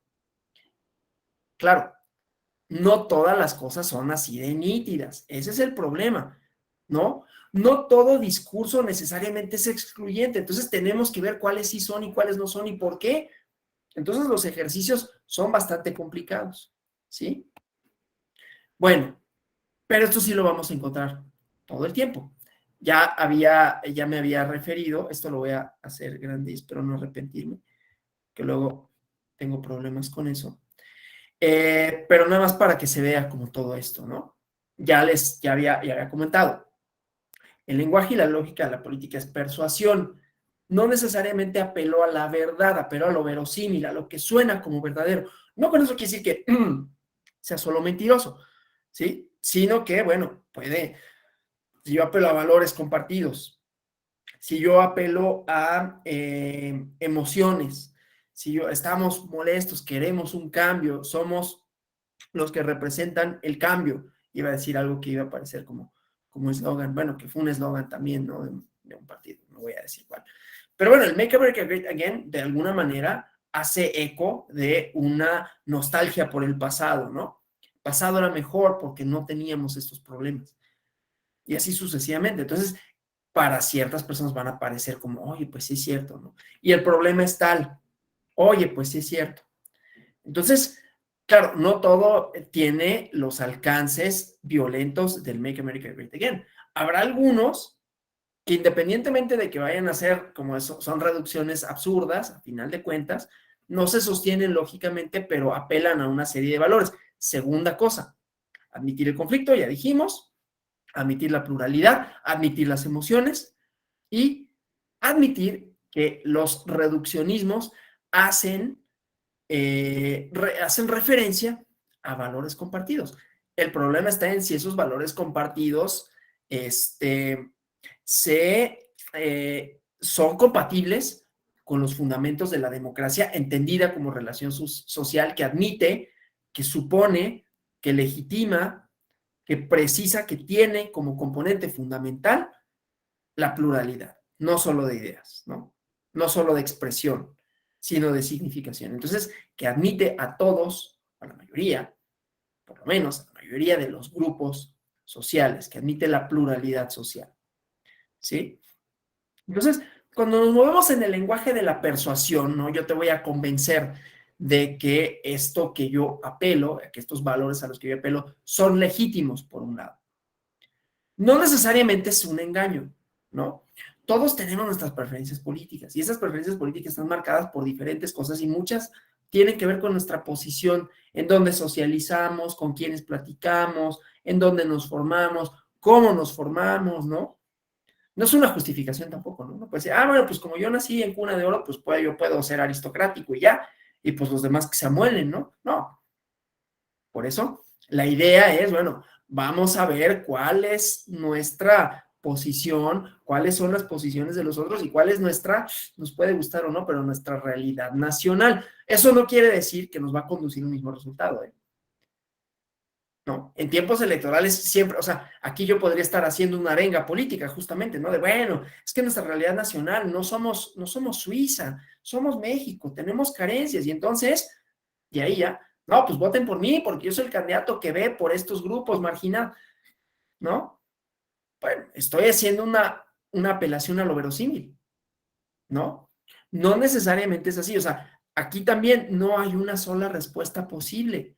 Entonces es bien complejo, ¿no? Como ven, la tarea es súper, súper compleja, porque a diferencia de otras disciplinas donde hay respuestas ciertas en todo momento y en todo espacio, ¿no? O sea, una ecuación, para no poner el ejemplo de 2 más 2 son 4, ¿no? Una ecuación siempre va a tener, para quienes saben resolverlas y las que tienen solución, siempre va a tener un resultado cierto independientemente de si se hizo hace 100 años o se hizo hoy. Bueno, no todas, porque hay otras que ya sí, la relatividad y esto, ¿no? Pero una ecuación sencilla, ¿no? O si quieren una operación aritmética relativamente sencilla, tienen resultados ciertos.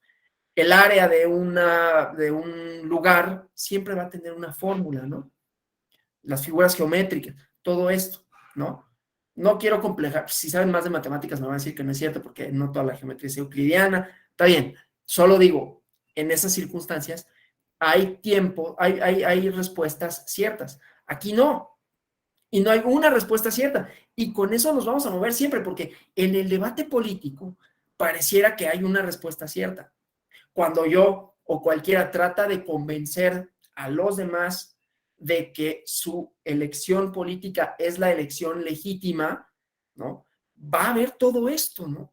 Va a haber un convencimiento que va a tratar de apelar y va a tratar también de apelar al otro, a la otra. Ese es un problema que vamos a enfrentar siempre, a su irracionalidad, a su falta de empatía, etcétera, ¿no? Claro, como tú eres una persona que no tiene conciencia social, no, pues gracias, ¿no? Claro, es que tú no has leído lo que yo, claro, es que tú solo tal cosa, ¿no? Eso lo vamos a encontrar todo el tiempo. Y no solo en los debates estrictamente hablando, no solo en la arenga política, entre nosotras y nosotros. No por eso, lo voy a decir así, no por eso tenemos que renunciar a que haya posiciones explícitas legítimas, ¿no? El tema de moda es la polarización y es que qué mal que hay polarización. Pues no es necesariamente malo, ¿no? Se hacen explícitas posiciones encontradas, eso está bien. En todos lados hay posiciones encontradas. Ahí la cosa es si son legítimas o no. En los términos, por eso puse el ejemplo de Suiza o de Make America Great Again. Ahí se hacen explícitas posiciones y hay una polarización también de decir nosotros y ellos, una diferenciación de quiénes son, pero aquí la cosa es quiénes tienen derecho a deliberar, quiénes tienen derecho a los servicios del Estado, quiénes tienen derecho a participar y quiénes no. Del otro lado, la polarización no es tanto de restar derechos. Yo estoy diciendo que no votes, yo estoy diciendo que está mal que votes por esa persona o que tengas esa preferencia política, ¿no? Entonces, hay distinciones, o sea, no toda o sea, aquí otra vez, la cosa es no meter en el mismo saco todo y pensar, polarización, híjole, no, eso es pésimo, ¿no? Eso es pésimo para la democracia. Pues no, porque ahí se hacen evidentes las posiciones y todos tenemos una. Así como las emociones no son malas por sí mismas, ¿no? Estás enojado, claro, no, pues así, pero eso no quiere decir que solo sea por eso que yo decidí, ¿sí? ¿Es un componente? Bueno, pues es un componente. Algunos votarán solo así, pues sí, algunos. Pero esa persona que votó enojada no quiere decir que siempre vaya a votar enojada o enojado. Esa persona que votó, es que quería un sinónimo para esperanzado, pero bueno, que votó con una idea de cambio. Tengo que matizar mucho porque no quiero que de pronto una palabra suene o haga eco de alguna agrupación política, ¿no? Entonces, tenía una idea de cambio específica y entonces votó, pues está bien, ¿no? Es válido, ¿no? Es el componente no racional, es legítimo, pues es a lo que voy, ¿no? Y no solo nos sirve para decir, pues es que tenías que ser, ¿no? Tenías que ser, como eres bien enojón, y entonces desacredito, ¿no? Pero por otro lado, así como este componente es importante, también es el componente importante y por eso empecé con el consenso, ¿no? Es un mito que vayamos a llegar todos al mismo resultado.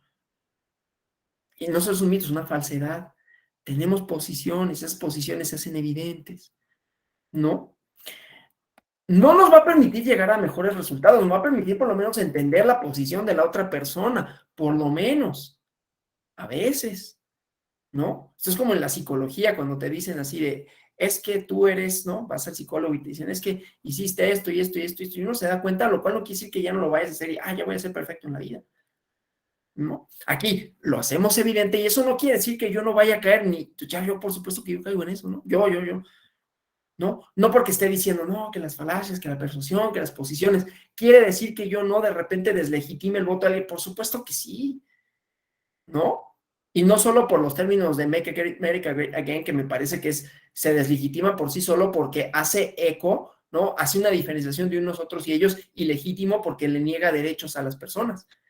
Eso es donde yo creo que sí está la frontera. Le niegas derechos de participación, le niegas derechos sociales, le niegas su condición de persona, le niegas su forma de representarse a sí mismo ante los demás, sí, entonces ahí sí tenemos un problema. Si no, entonces es legítimo, puede no gustarme, pero es legítimo, ¿sí? Bueno, entonces la actividad política y la actividad electoral, pues vamos definiéndola, ¿no? O sea, distintos partidos. Esta idea de consenso, por cierto, tuvo mucho auge en la idea de, y por eso empecé con la democracia como reglas del juego, una crítica a esa definición, no falla, ¿no? Que pase el carrito esa definición porque piensa que los partidos son lo mismo, que quieren lo mismo, ganar, y que los electores buscan comprar la mejor opción, como si se tratase de un mercado. Por eso es buena la recomendación esta de Senderos que se bifurcan de Fernando Escalante. Se me olvidó la bibliografía de ayer. Bueno, a quienes les interese, ahorita les doy mi correo electrónico y es que no hice la diapositiva, se me olvidó por completo. Pero a quienes les interese, mándenme un correo y se las escribo, ¿no? Al fin somos 10. Sí. Sí. No, gracias. Es que los planteamientos que hace súper interesantes y creo que, bueno, pues son parte de la conflictividad en la que estamos. Y a veces los resultados son muy pragmáticos y creo que son cuestiones nada más mediatas y que nos damos cuenta que después no resuelven y no atienden las cuestiones de fondo, ¿no? Yo creo que no hay una solución exacta, ni perfecta, ni única. Depende de las variantes y depende de cada uno para poder irlas atendiendo. Y ya nada más quería compartir este pensamiento. Un amigo en alguna ocasión refería mucho que no deberían de existir las palabras nunca y siempre, porque son mentira. El hecho de decir yo nunca he mentido, pues no es cierto. O sea, alguna ocasión ya se rompe con eso, y el siempre también en algún momento ya no se hace y ya se rompe el siempre. Entonces dice, no deberían de existir. Y yo creo que ahorita el planteamiento de la primera lámina que hace el asunto del consenso, pensar en una cuestión de todos, todas, tampoco debería de existir. No se puede englobar todas y todos. Hay pluralidad, se debe de mantener la pluralidad y se tiene que dar cabida a esa pluralidad al momento de resolver los conflictos, ¿no? Al momento de resolver, en este caso, las elecciones. O sea, se tiene que dar siempre ese pensamiento no de total, de todos, todas, sino de plural. Sí, le vamos a mandar correo para las les pongo aquí mi correo de una vez para que me manden ahí y me pidan la bibliografía, porque la verdad es que no les miento, se me olvidó. Y ahorita me acordé cuando dice la recomendación de senderos que se bifurcan. Escríbanme ahí y con todo gusto les paso la bibliografía de ayer, porque sí fue bastante las referencias que hice. Entonces, bueno, Perdón, de verdad que sí tenía la intención de hacer la diapositiva, pero entre una cosa y otra se me fue por completo. Un mea culpa, ¿no? Entonces decía, efectivamente, además de estas generalizaciones que en poco ayudan, porque el problema con las generalizaciones, el problema con esto, es que, insisto, el que lo hace, el que hace la afirmación, se posiciona como mis motivos sí son legítimos, ¿no? Y si es un problema deslegitimar a la otra persona. Esta es mi idea a partir de lo que pienso que es democrático, sí podría deslegitimar algo cuando suponga la exclusión, pero solo ahí, a pesar de que siempre va a haber exclusiones. Ayer hablamos de la extranjería, ¿no? Que es una cosa nebulosa, ¿no? Que es una frontera ahí borrosa, como son todas las fronteras, ¿no? O sea, todas las fronteras son indeterminadas, y cuando una cosa está como de, híjole, es que no estoy tan seguro que esto sea xenofóbico, no, y entonces, como digo, que sí, hay unas cosas que son muy evidentes, pero las otras que no, y entonces cuando estamos en la frontera, ahí tenemos conflicto, y ahí es en donde se dirime el derecho, y ahí es donde encontramos a los poderes judiciales que nos dicen cuáles son los alcances, cuáles son los límites, por qué sí, por qué no. Y ahí tampoco hay consenso inclusive, ¿no? Bueno, entonces, esta parte decía, pues estos son elementos, son herramientas que nos permitirán, insisto, no con eso posicionarnos como, ya resolví, ¿no? Sino, ¿qué es lo que tenemos que tomar en cuenta? Entonces, partidos políticos que idealmente, no digo que así sea, pero idealmente, pues los partidos políticos tendrán una plataforma, que los partidos políticos tendrán una serie de intenciones, de intereses, y vamos a evaluarlos a partir de esa dimensión, ¿no? ¿Qué tanto esta candidatura, qué tanto esta alianza, qué tanto es conforme a los intereses a los que se supone que representa, ¿no? Es un ejercicio de evaluación en donde también puede estar la emoción. Me enojé con el presidente, ¿no? Porque dijo una barbaridad. Eso estaríamos enojados todo el tiempo, ¿no? Y no solo con este, pero también con este, ¿no? Candidatas y candidatos pasan por ese mismo tamiz, ¿no? A ver, no estoy apelando con ello a decir, como luego se sostiene, no, es que todo depende de la candidatura. Sí podrá ser elementos finos de análisis, pero no hay que renunciar tampoco, por eso es una actividad bien compleja.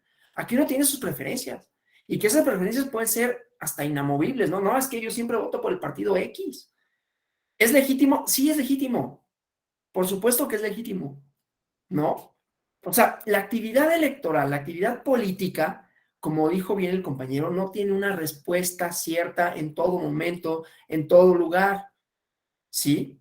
E inclusive el que dice, pues es que yo soy del partido X y no importa quién postule, hay una legitimidad porque hay una apelación, el partido me interpela. Y podrá decir, pues sí, tiene sus matices y todo, pero a mí me interpela el partido. A mí me pasa con mis papás, yo discuto mucho con ellos, digo, respetuosamente, y a veces me enojo, y ellos también conmigo, ¿no? Porque tienen una posición política muy, muy definida, y de pronto yo digo, oye, no inventes, pero no, siempre le encuentran el matiz, ¿no? Y está bien, ¿no? Con ello no quiere decir que, bueno, como yo ya sé de esto, no me voy a enojar, pues claro que me enojo de repente, ¿no? Y que me desespero, y que digo, es que no, etcétera, ¿no? Y ellos conmigo, claro, no nos peleamos, no nos dejamos hablar, ¿no? O sea, se mantiene más o menos, a veces sí nos enojamos, ¿no? Pero se mantiene en unos ciertos cauces, que eso es el único consenso posible. Aceptamos el resultado, aceptamos la legitimidad de la otra posición, no la comparto, no es tan fácil tampoco, ¿no? Decir, y nunca me voy a enojar, y nunca voy a pelear, pues habrá momentos en los que sí. En la actividad político-electoral, pues por eso tenemos instituciones, regreso a Maquiavelo, ¿no? El conflicto se dirime así. Estamos de acuerdo, no en las posiciones que nos definen políticamente, no en el resultado necesariamente porque yo quería que ganara otra u otro, o sí, porque yo quería que ganara ese, pero después ya no ganó, pero sí en que ese es el medio para, ¿sí? Ahora, cuando pensamos en los actores que forman parte, una compañera lo refirió. A ver, vámonos a los comentarios. Decía ella, los intereses de grupos que realmente impulsan. Eso es algo bien interesante y vuelvo a los senderos que se bifurcan, ¿no? Aunque él no denuncia que haya grupos de interés, pero sí denuncia la parte de la economía, del mercado y grupos que no necesariamente tienen los intereses colectivos en mira, ¿no? Sino negocio, ¿no? Entonces, ¿cuáles son los grupos que también participan, ¿no? De pronto es muy fácil cuando hablar en política como si, yo no pienso que sea el juego democrático, ¿no? Pero como si en todo caso los únicos que tuvieran fichas y los únicos que participaran fueran los políticos, candidatas y candidatos, los políticos profesionales, solo los partidos políticos, ¿no?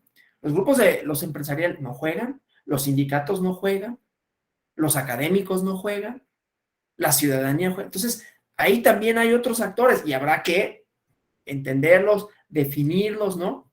Con eso no quiere decir que, uy, ya me di cuenta de que estos defienden a tal interés y entonces, pero hay una evaluación. A final de cuentas, lo que tenemos que hacer es tener más herramientas para evaluar y decidir, en el entendido de que eso no necesariamente nos va a tomar mejores decisiones, ¿eh? Nos va a dar más elementos para poder entender por qué decidimos como decidimos y otros deciden como deciden, ¿no? Porque decir, esta es la decisión buena, otra vez, ok, y entonces la mala es la otra, la que no es la tuya, y caemos en lo mismo, ¿sí? Habrá mejores argumentos, habrá mejores razones, ¿no? Habrá en el sentido de esto es más excluyente, este es un grupo de poder que participa y que creo que no compagina con lo que yo considero que es la comunidad política, ¿no? Son elementos. Pero entonces, en la política y en la democracia hay definiciones de nosotros, de nosotras y ellos, ¿no? Que se definen a partir de la posición que cada uno ocupa. Serán legítimos en la medida que esa definición de nosotras, ellos, a lo único que apelen sea a valores compartidos para construir la comunidad política, pero que no excluyan de la deliberación, de la toma de decisiones, del ejercicio de derechos a otros, ¿no? Por eso aquí hay, en esta lámina, voy a volver a poner en grande esto, ¿no? Aquí hay una exclusión, ¿no? Estos no tienen derecho de deliberar. En cambio, aquí hay unos que sí. Están por grupos, están diferenciados, tenemos posiciones en el espacio y en el tiempo, posiciones sociales, y esas van a marcar mis preferencias. Y está bien. Y esas preferencias podrán o no ser inamovibles, ¿sí? Entonces vamos a estar atentos a todo eso. Entonces, pues esto parece, ¿no? Ya lo mencioné. O sea, si admitimos el conflicto, pues desde luego, desde luego eso no quiere decir que el pensamiento lógico racional sea el único, ¿no? Dame tus motivos y fundamentos y vea, no, a ver, falsa generalización, apelación a la autoridad, ad hominem, 3 falacias en tu argumento no vale. O sea, bueno, no se sostiene lógicamente, pero hago una apelación a valores, y esos son los valores compartidos de una comunidad que me define a mí. Entonces yo digo, todos, pues es que hiciste una falsa generalización. Bueno, sí, pero estoy hablando de una posición social, económica, cultural, específica, ¿no? Ok, entonces ahí ya tengo más elementos, no solo decir, está mal, o sea, estás mal porque tu conclusión no se sigue de tus premisas, ¿eh? ¿Ya ves cómo no tienes razón? A ver, dime las tuyas. Y entonces pasamos por ese mismo tamiz y, es que yo también apelé a emociones. Eso es un componente irracional. Y entonces, lógicamente, pues ya no se sostiene porque hay un componente emocional que no es lógico, porque no es racional. ¿Me explico? Pero están en juego esos elementos. Entonces, lo no racional no es un obstáculo para el pensamiento crítico. Es un componente que tenemos que tomar en cuenta cuando hacemos un análisis crítico de las decisiones. ¿Sí? Porque hay expectativas, como decimos aquí. Y esas expectativas, ¿no? Pues están sujetas a que se cumplan o no, y que en ese cumplimiento, pues vamos a ver, pues hubo una pandemia, ¿no? Por ejemplo, que trastocó muchas de nuestras relaciones, de nuestras formas, de todo, y eso juega. Hubo una elección de otro presidente en Estados Unidos, y eso juega. Y así sucesivamente, ¿no? Hay vaivenes distintos, una guerra en Rusia, bueno, en Ucrania, una invasión, y eso define y redefine posiciones, refuerza unas, otras no. Son elementos críticos para hacer mejores análisis, para tener más elementos para decir, ok, todo esto juega en las decisiones. Las decisiones son un conglomerado de cosas. Y desde luego eso dificulta la idea de, pues, ¿cómo va a haber consenso si cada quien tiene una distinta preferencia que es válida en tanto no signifique excluir a otras, ¿no? Ahora sí, el problema son tanto las noticias falsas como esto que hemos dicho de las exclusiones, ¿no? O sea, aquí las preguntas clave, pues son para el conflicto, para el momento en que se inscribe, ¿qué está en disputa? Está en disputa la presidencia, ¿quiénes son los grupos que están ahí, ¿no? Y así sucesivamente. Y pues es lo que nos decía el compañero de cuando decimos todos son irracionales, pues es que esto admite lo mismo. Si yo digo lo mismo, pero al revés, todos son racionales, pues entonces ahí tenemos un problema, ¿no? O sea, si yo digo, todas las mujeres votaron porque era guapo, pues también puedo decir, ninguna mujer votó porque era guapo. ¿Y cuál es la verdad? Pues ninguna. Pero si mi idea o la idea que yo escucho admite justamente la misma premisa, pero al revés, ahí vamos a tener un problema. Insisto, el problema no es tanto que la premisa sea válida, perdón, que sea lógica o no, ¿no? Sino los valores a los que apela. Si los valores a los que apela tienen elementos de violencia de género, justamente, ¿no? Es decir, esta irracionalidad deriva de su condición de mujer. Uy, cuidado. Cuidado, porque ahí sí tenemos un problema, ¿no? Ahí sí necesitamos las herramientas de pensamiento crítico para decir, ahí tú estás deslegitimando una posición a partir de una atribución de racionalidad que tú consideras que es ilegítima por su condición de mujer. Entonces sí hay premisas ilegítimas en ese sentido, ¿no? Bueno, eso por un lado, y luego, bueno, la información, ¿no? La información como elemento democrático, pues obviamente esta idea de la verificación de la información, pero esto sobre todo, la atribución de motivos, ¿no?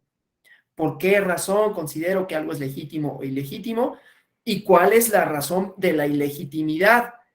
Hay unas que yo puedo decir, bueno, la razón de la ilegitimidad en el Make America Great Again es que está excluyendo a un grupo social en desventaja, al que además se le achacan males que no necesariamente son producto de ellas y de ellos. No, la migración es un fenómeno que responde a muchas cosas. Una de ellas es la asimetría entre Estados Unidos y el mundo, y México. Pues México es la frontera y pues querían que no. ¿Sí? Y la maquilla, o sea, un problema que tiene muchas dimensiones. Entonces ahí hay una ilegitimidad en una atribución de motivos, así como la hay en decir votaron porque está guapo. O sea, no piensan, no tienen una facultad. Y bueno, puede jugar ese elemento, bueno, puede jugar, pero no es el definitorio. Bueno, me cae bien, ¿no? Eso no define absolutamente todo. Entonces, las atribuciones de motivos podemos empezar a identificarlas, ¿no? O sea, estas herramientas nos dan para, ok, uno, el consenso es imposible en términos de que todos estemos de acuerdo con el resultado, que hay posiciones, que esas posiciones definen que esté en disputa, y luego las premisas, ¿no? Las premisas, las totalizantes, las generalizaciones, que vienen aparejadas de atribuciones de motivos. Y entonces en esa atribución de motivos, ¿qué vemos? ¿No? Si en esa atribución de motivos vemos elementos de exclusión, porque es mujer, porque es, y siempre va contra las minorías normalmente, ¿no? Porque es clase trabajadora, porque es homosexual, porque es trans, y entonces ahí en esas apelaciones tenemos que tener mucho cuidado, ¿no? Porque son excluyentes. Entonces, esto, ¿no? No todos los argumentos, expectativas, premisas son racionales.